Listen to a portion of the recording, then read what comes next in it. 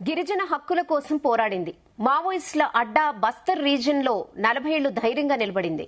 దేశ అత్యున్నత పురస్కారం పద్మశ్రీ అవార్డు సాధించింది. ఆమెనే డాక్టర్ బుధరి తాత. గిరిజన ప్రాంతాల్లో ఆమె చేసిన నిరంతర సేవలకు గుర్తింపుగా కేంద్ర ప్రభుత్వం ఈ అత్యున్నత పౌర పురస్కారాన్ని ప్రకటించింది.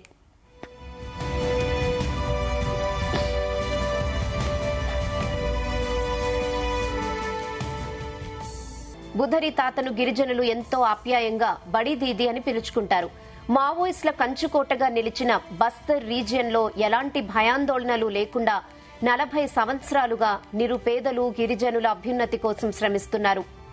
అటవీ ప్రాంతాల్లోని గిరిజన మహిళలు బాలికలకు విద్యనందించి వారిని స్వయం సమృద్ధులుగా మార్చడానికి ఎంతో కృషి చేశారు. ఇప్పటి వరకు 500 మందికి పైగా మహిళలను స్వయం ఉపాధి సాధించేలా తీర్చిదిద్దారు.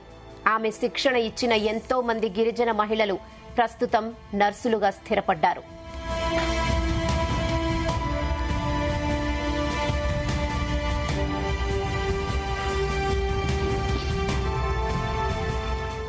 గిరిజన సమాజంలో మార్పు కోసం ఏకంగా 500 గ్రామాలకు కాలి నడకన వెళ్లారు. ప్రజల్లో నమ్మకాన్ని, అవగాహనను పెంపొందించారు. పాఠశాలలకు వెళ్లని పిల్లలను గుర్తించి వారికి ఉచిత విద్యావకాశాలు కల్పించారు. గిరిజన జనాభాలో ముఖ్యంగా మారియా, మురియా తెగల్లో తల్లులు, శిశువుల మరణాల రేటును తగ్గించడానికి ఆధునిక వైద్యంతో పాటు సాంప్రదాయ మూలిక వైద్య విధానాలతో సేవలందించారు. గ్రామాల్లో పరిశుభ్రత డ్రైవ్లు, మద్యపాన విముక్తి కార్యక్రమాలను విజయవంతంగా నిర్వహించారు. కేంద్ర ప్రభుత్వం ప్రవేశపెట్టిన అన్సంగ్ హీరోస్ విభాగం కింద భారత ప్రభుత్వం డాక్టర్ బుధరి తాతని పద్మశ్రీ పురస్కారంతో గౌరవించింది.